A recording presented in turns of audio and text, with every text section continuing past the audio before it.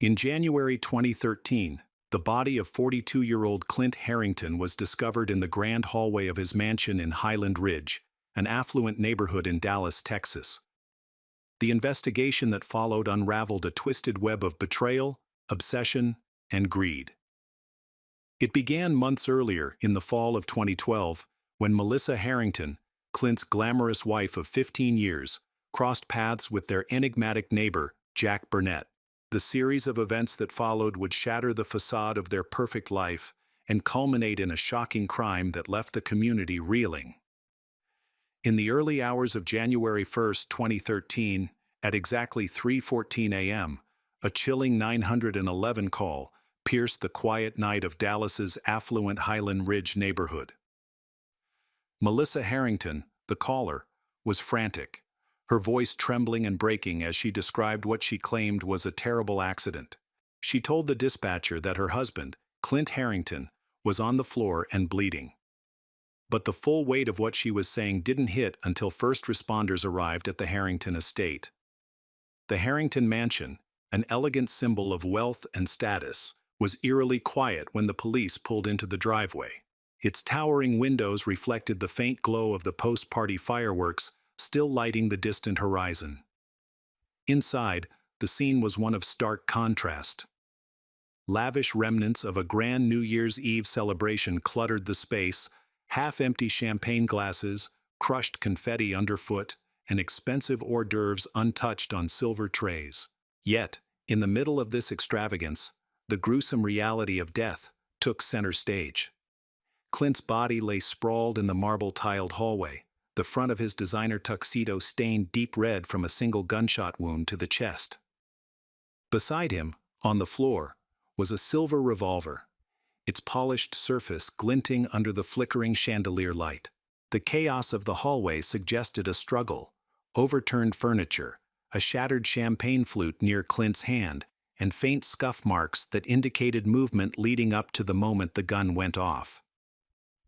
Detectives arriving at the scene could not ignore the sharp juxtaposition: the beauty of the celebration and the ugliness of its aftermath. Melissa, still wearing her shimmering evening gown, was seated in the corner of the living room when the police found her.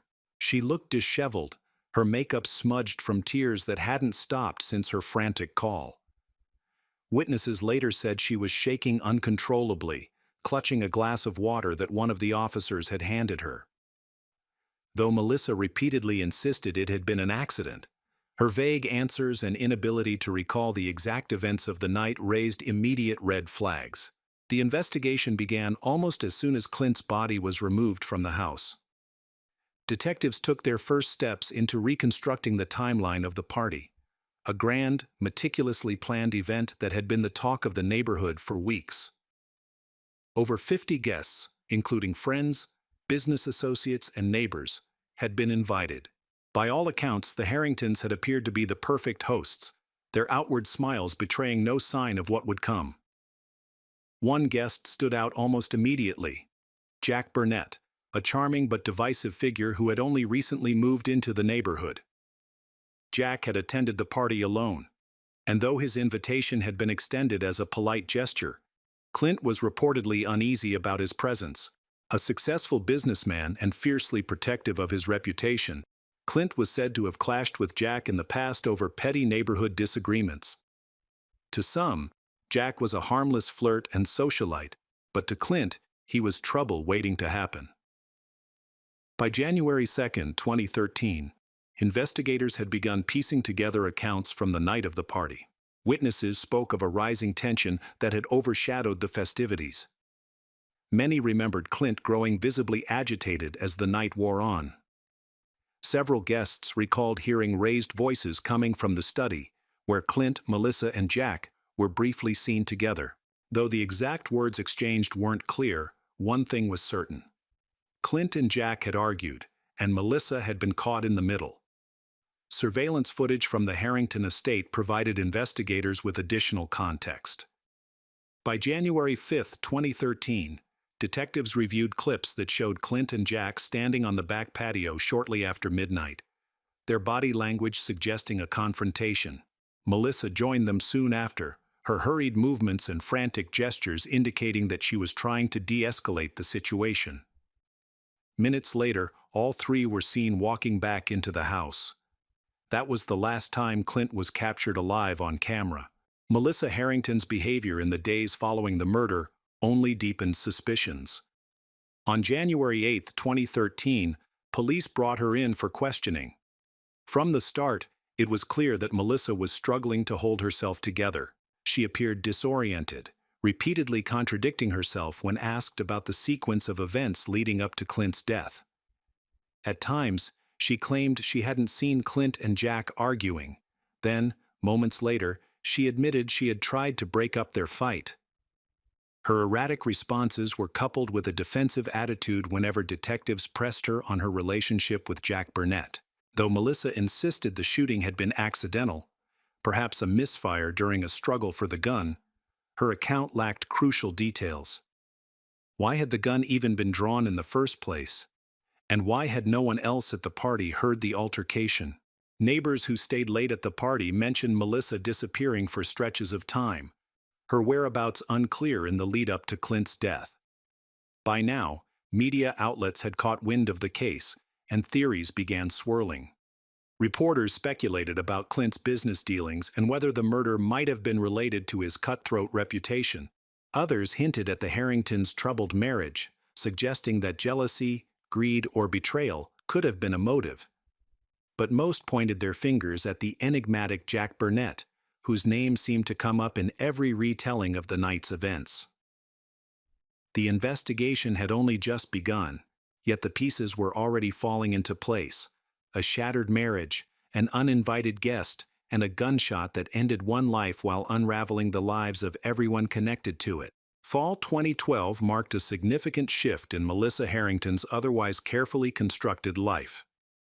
She had spent 15 years as the perfect trophy wife, married to Clint Harrington, a man who could effortlessly command attention in any room with his sharp wit and undeniable charisma. Clint was the embodiment of Texan wealth and power, his fortune built on decades of ruthless success in the oil industry. But Clint's charm came with a dark side. He was a man who valued control above all else, control of his empire, his image, and his wife. Melissa, though glamorous and admired, often felt like an accessory to Clint's success, rather than a partner in their marriage. When Melissa first met Jack Burnett at a neighborhood BBQ in late September 2012, she had no idea how much her life was about to change.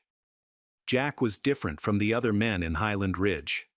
While Clint's wealth was overt and commanding, Jack's appeal lay in his mystery. A relative newcomer to the gated community, Jack had a way of making everyone feel like the center of his attention, and Melissa was no exception. Over grilled steaks and casual small talk, he showered her with compliments that felt intoxicating after years of Clint's indifference. His flattery was subtle yet persistent, and for Melissa, it was a stark reminder of the passion her marriage lacked. Over the following weeks, their encounters became more frequent. Jack always seemed to be nearby, whether jogging past her house or coincidentally running into her at the upscale market where she shopped. By October, their chemistry had become undeniable. They began meeting in secret, their rendezvous taking place at quiet motels or secluded spots outside the prying eyes of the neighborhood. For Melissa, these moments with Jack were a dangerous escape from the suffocating grip of Clint's control. But Jack, while charming, soon began to reveal unsettling traits. His attentiveness turned possessive, his flirtation evolving into subtle threats whenever Melissa tried to create distance. Still, her need for freedom and validation kept her tethered to the affair. As the year drew to a close, Clint unknowingly orchestrated the stage for the unraveling of his own life. On December 31, 2012, he hosted one of his legendary New Year's Eve parties, a dazzling affair designed to showcase his dominance in both business and social circles.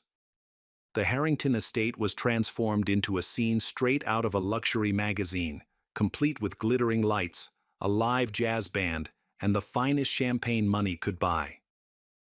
Melissa played her role as the gracious hostess perfectly, moving through the crowd with poise, greeting every guest with a warm smile that masked the storm brewing beneath the surface. Jack was not on the guest list. Clint had explicitly avoided inviting him, though Melissa suspected it had more to do with Clint's lingering unease about Jack's reputation than any knowledge of their affair. But Jack was never one to be deterred by social barriers. As the evening unfolded, he arrived unannounced, dressed impeccably, and armed with his trademark charm. He brushed off the raised eyebrows of the guests, claiming he couldn't miss the best party in town.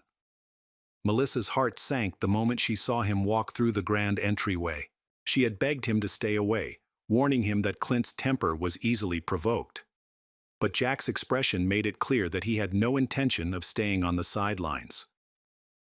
Throughout the night, Jack lingered in the shadows, his eyes following Melissa with an intensity that made her increasingly uneasy. Clint, ever perceptive, began to notice Jack's presence. By 11:00 p.m., the tension in the air was palpable. Guests whispered among themselves, exchanging knowing glances. At 11:30 p.m., the thin veneer of civility finally cracked. Witnesses later recalled seeing Clint confront Jack in the study, a richly decorated room filled with dark leather furniture and Clint's collection of vintage whiskey. The argument that followed was muffled by the thick oak doors, but the raised voices carried enough for guests in the hallway to pick up fragments of the conversation. Clint accused Jack of crossing boundaries, while Jack's responses, though quieter, were sharp and taunting. Melissa was seen rushing toward the study, her movements frantic as she pushed her way inside, closing the door behind her.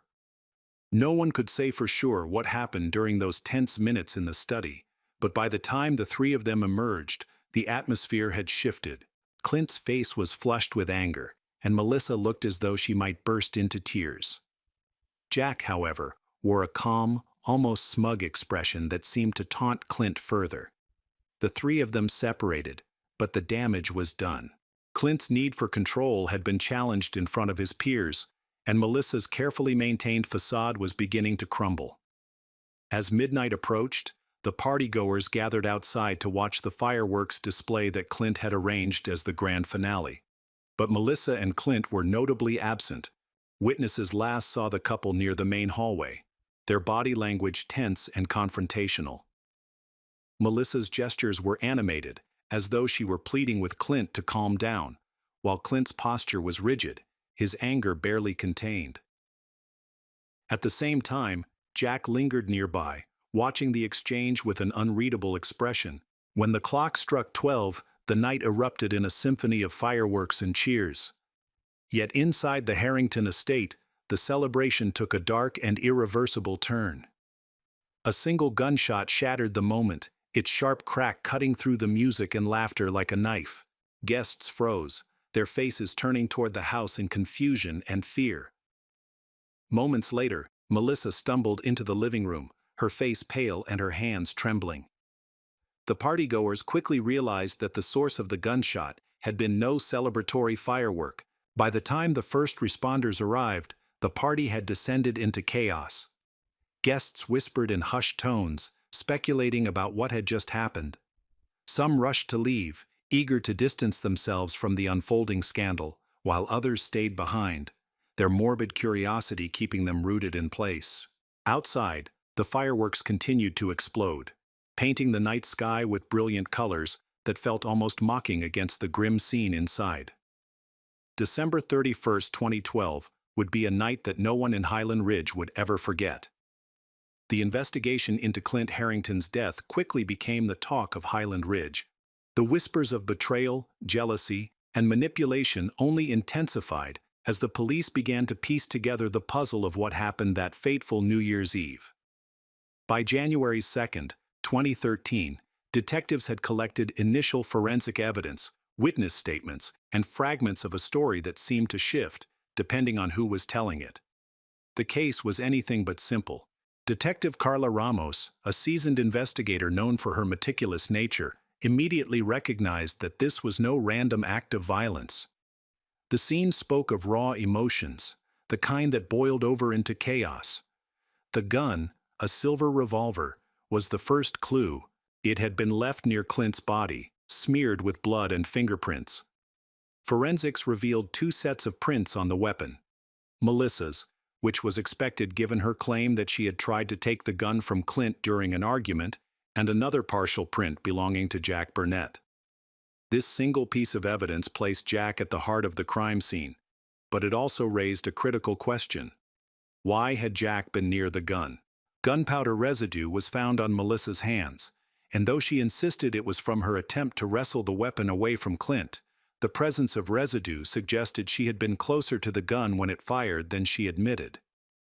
Adding to the suspicion were the bruises discovered on Clint's arms during the autopsy. They hinted at a struggle, further complicating Melissa's version of events. Was Clint trying to defend himself, or was Melissa desperately trying to stop him from using the gun? Detective Ramos couldn't ignore the physical evidence, but it didn't provide all the answers. As Ramos and her team began questioning witnesses, the story became even murkier. Melissa's best friend, Sandra Taylor, reluctantly stepped forward. Sandra had known Melissa for years and had always been a quiet observer of the Harringtons' marriage. She revealed that just weeks before the party, Melissa had confided in her about the affair with Jack. According to Sandra, Melissa had admitted she was deeply unhappy in her marriage, but also terrified of Jack's increasingly possessive behavior. Melissa had mentioned wanting to end the affair, but feared Jack's reaction, especially after he had made veiled threats about not letting her go.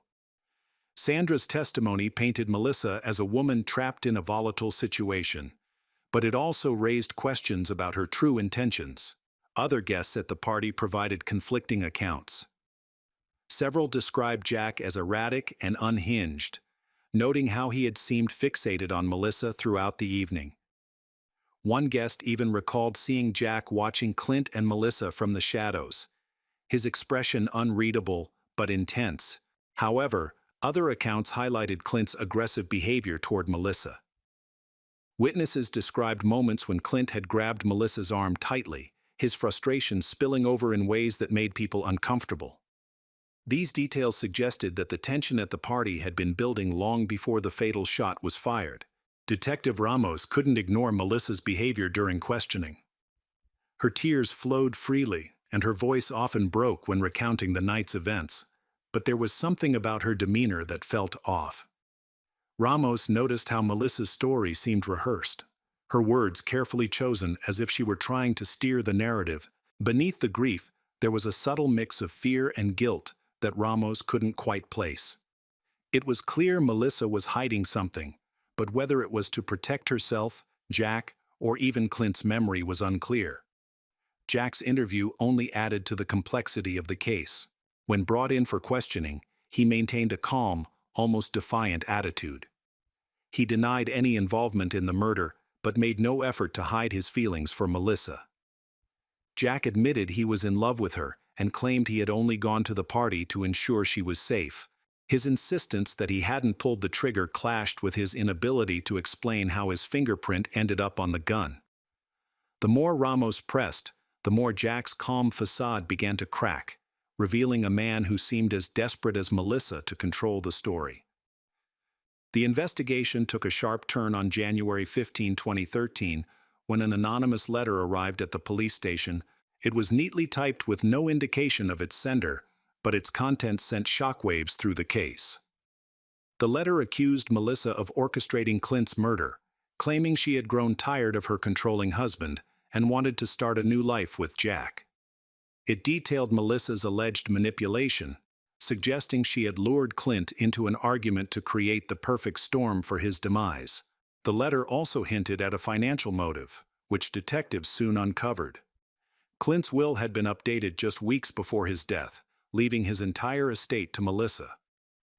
The timing of the change coincided with reports of Melissa threatening to leave Clint, a move that could have left her with nothing. This revelation painted Melissa in a new light.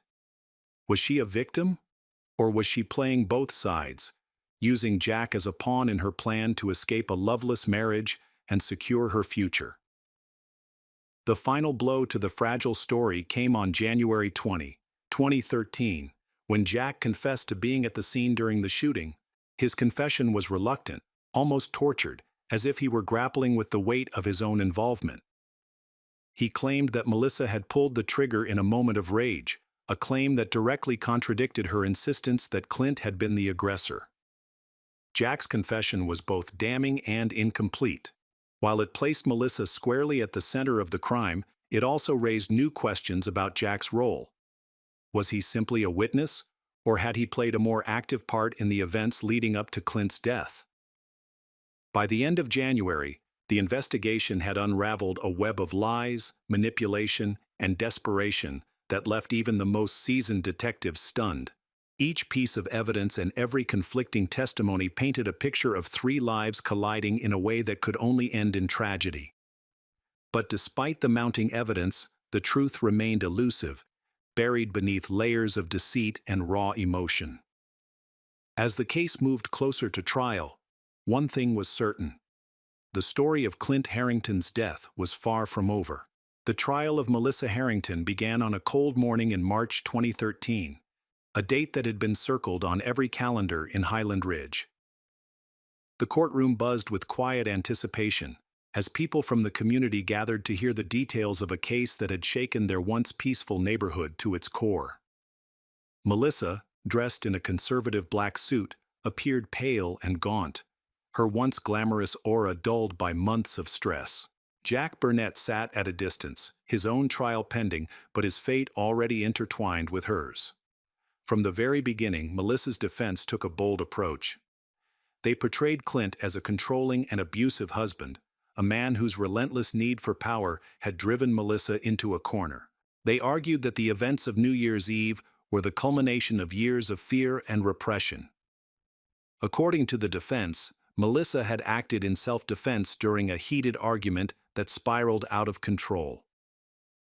Clint's bruises, they suggested, were signs of a physical altercation that Melissa had desperately tried to escape, but the prosecution was prepared to dismantle that narrative. Midway through the trial, they introduced a shocking piece of evidence that turned the courtroom on its head, a voicemail left by Clint for Sandra Taylor just hours before the party. In the recording, Clint's voice, strained but steady, warned Sandra about Jack Burnett. He described Jack as dangerous and accused him of manipulating Melissa onto a destructive path. This voicemail changed everything. It painted Clint not as an aggressor, but as a man trying to protect his wife from a situation spiraling beyond his control. The revelation cast a harsh spotlight on Sandra Taylor, whose presence in the courtroom suddenly felt heavy with implication. It was during cross-examination that Sandra's role in the tragedy became chillingly clear. Melissa had confided in her closest friend about her affair with Jack and her growing desperation to leave Clint. But Sandra, instead of offering support, had betrayed her. Jealous of Melissa's seemingly perfect life and perhaps driven by her own hidden frustrations, Sandra had tipped off Clint about the affair. What she didn't anticipate was the cascade of events her meddling would set into motion. As the courtroom absorbed this twist, the focus shifted once more to Melissa. The defense's argument that she was a victim of circumstance began to crumble. The prosecution now painted a more complex picture. Melissa as a woman who had played with fire, orchestrating an escape that involved both manipulation and betrayal. Clint's voicemail became a haunting echo of a man who had seen the danger coming, but was powerless to stop it. By the end of the trial, the jury deliberated for only a few hours before delivering their verdict. On a somber April afternoon, Melissa Harrington was convicted of second-degree murder and sentenced to 25 years in prison. Jack Burnett, implicated as an accessory, was later sentenced to 10 years, his role in the tragedy seen as secondary but significant. Sandra Taylor, though not charged, became a pariah in the community, her betrayal leaving a stain that no one could overlook. The scandal left Highland Ridge forever changed. Neighbors who once admired the Harringtons' wealth and glamour now viewed their story as a cautionary tale of how passion, greed, and betrayal could unravel even the most carefully curated lives. As Melissa was led away in handcuffs, her face void of emotion, it was clear that the events of that New Year's Eve had destroyed not just one life but many. For the community, the lingering question was not just who was guilty, but how so much darkness had been hidden behind such a dazzling facade.